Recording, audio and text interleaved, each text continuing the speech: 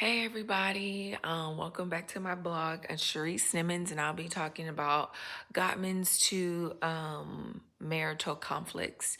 So one of his conflicts is perpetual problem, and the other conflict is solvable problems. Perpetual problems are issues that pretty much just keep cycling. So, for example, um, people in a relationship have two different religion beliefs in how they want to raise their child. It's going to ongoing issue on how they want to raise their child. They haven't come to a compromise. Another example could just be somebody in the relationship feels like they should do housework, and the other person feels like they're maybe not getting pleased enough, and it just becomes a cycle that either cannot compromise on. So perpetual problems can lead to what Gottman called gridlock.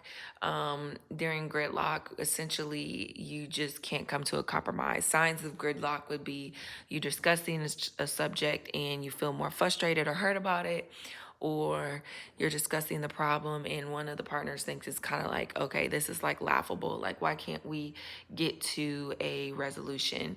And then also, just a partner becomes unbudgeable, saying, nope, I'm not moving from my stance. And these perpetual problems, they say can't have much. Oh, y'all, that's K-Way.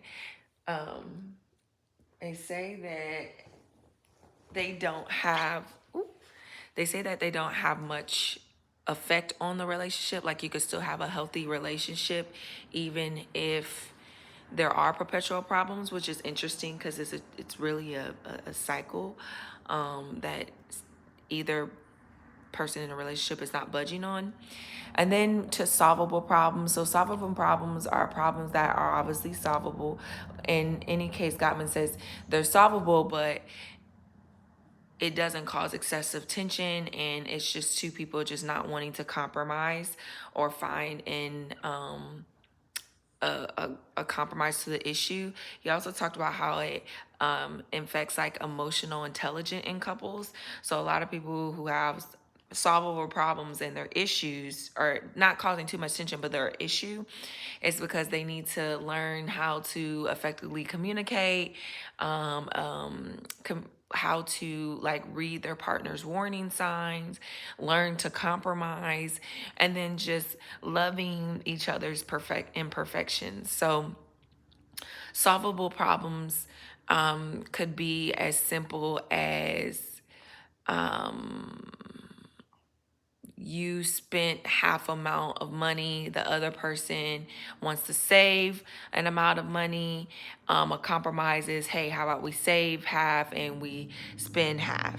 So that could be a compromise of a solvable problem. Whereas the perpetual problems that lead to gridlock are, I'm gun-ho on, I want to raise my child as a Christian, and you're gun ho as to wanting to raise the child as a Catholic or Jew or whatever. So those would be the two marital conflicts, I think, in both of them. With the perpetual problems, he made a quote in here that I thought was easy. That it was like, despite it had said, despite what many therapists will tell you, you don't have to resolve your major marital conflicts for your marriage to thrive. I don't know how much I agree with that, because I feel like if you're in a relationship and you have two different faiths or religions, I unless someone budge, then that is a big effect in your family. How you want to raise your kids is something that you do as a union. So I don't necessarily agree with that statement.